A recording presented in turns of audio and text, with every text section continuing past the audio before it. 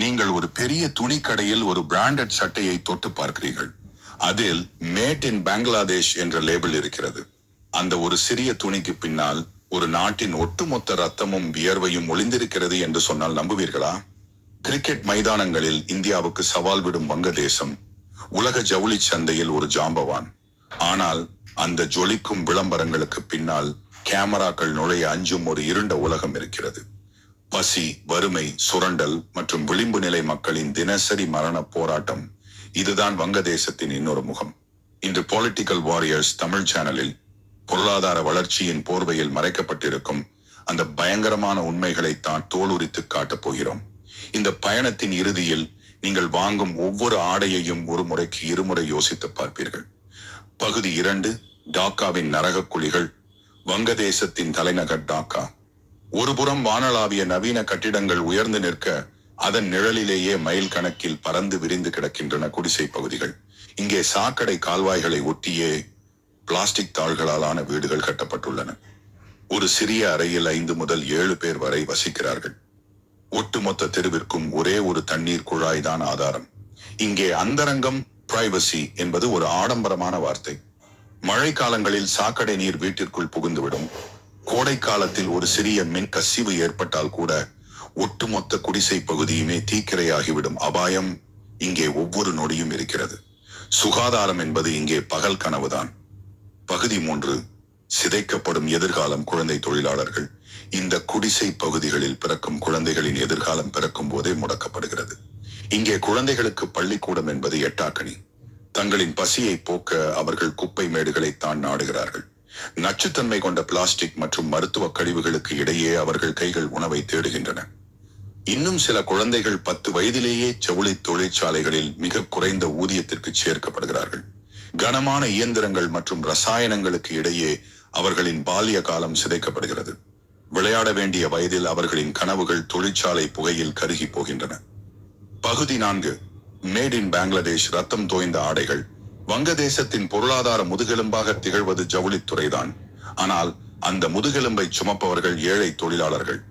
2013ஆம் ஆண்டு ராணா பிளாசா என்ற கட்டிடம் இடிந்து 1100க்கும் மேற்பட்ட தொழிலாளர்கள் கொல்லப்பட்ட சம்பவம் உலகையே உலுக்கியது.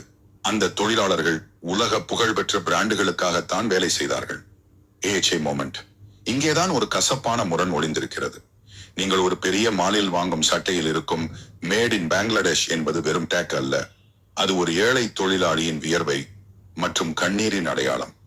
உலகமே உடுத்தும் ஆடைகளை தைக்கும் இவர்களுக்கு தங்களுக்கு பிடித்த ஒரு ஆடையை வாங்கும் தகுதி கூட இல்லை என்பதுதான் காலக்கொடுமை. பகுதி 5. மரணத்துடன் ஒரு பயணம். போக்குவரத்து.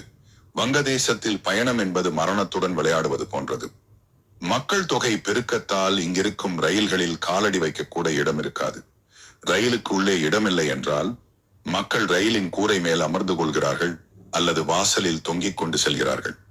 ஒரு சிறிய தவறு நடந்தால் கூட உயிர் போவது நிச்சயம். ஒவ்வொரு ஆண்டும் நூற்றுக்கணக்கான மக்கள் இப்படி ரயிலில் இருந்து விழுந்து உயிரிழக்கிறார்கள். ஆனால் வேறு வழியின்றி வாழ்வாதாரத்திற்காக மக்கள் இந்த அபாயகரமான பயணத்தை தொடர்கிறார்கள். பகுதி 6. சுகாதாரமற்ற உணவு மற்றும் நச்சு ஆறுகள். சுகாதாரம் மற்றும் உணவு பாதுகாப்பு என்பது ஏழை மக்களுக்கு இங்கே எட்டாத ஒன்றாகவே இருக்கிறது. தெருவோர உணவுகள் மிகவும் மலிவு விலை என்பதால் மக்கள் அதை நாடுகிறார்கள்.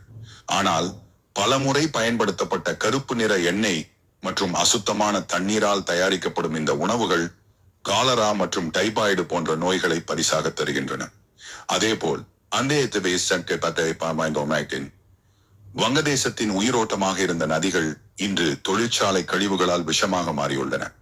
கருப்பு நிறத்தில் ஓடும் அந்த நச்சு நீரையே மக்கள் அன்றாட தேவைகளுக்கு பயன்படுத்த வேண்டிய கட்டாயத்தில் உள்ளனர். ஆறுகள் அனைத்தும் பிளாஸ்டிக் மற்றும் ரசாயன கழிவுகளால் நிரம்பி வழிகின்றன. பகுதி 7.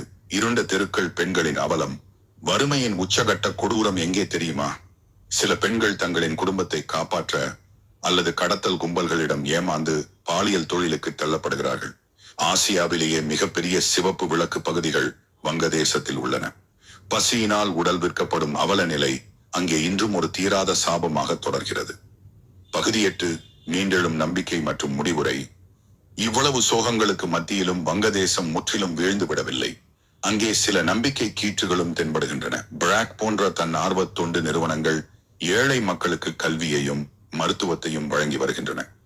வங்கதேசத்து இளைஞர்கள் சமூக மாற்றத்தை நோக்கி போராடிக் கொண்டிருக்கிறார்கள். பணக்கார நாடாக இல்லாவிட்டாலும் உழைப்பிலும் நம்பிக்கையிலும் அவர்கள் இன்னும் உறுதியாகவே இருக்கிறார்கள். வங்கதேசம் என்பது வெறும் கிரிக்கெட்டோ அல்லது ஜவுளி தொழிலோ மட்டுமல்ல, அது கோடிக்கணக்கான மக்களின் வாழ்வாதார போராட்டம். இந்த வீடியோ உங்களை சிந்திக்க வைத்திருந்தால் அதை கமெண்டில் சொல்லுங்கள். நெக்ஸ்ட் ஸ்டெப் நண்பர்களே, இதேபோல் பாகிஸ்தானின் தற்போதைய பொருளாதார சரிவு மற்றும் மக்களின் அவல நிலை பற்றிய விரிவான வீடியோ வேண்டுமா? உங்கள் விருப்பத்தை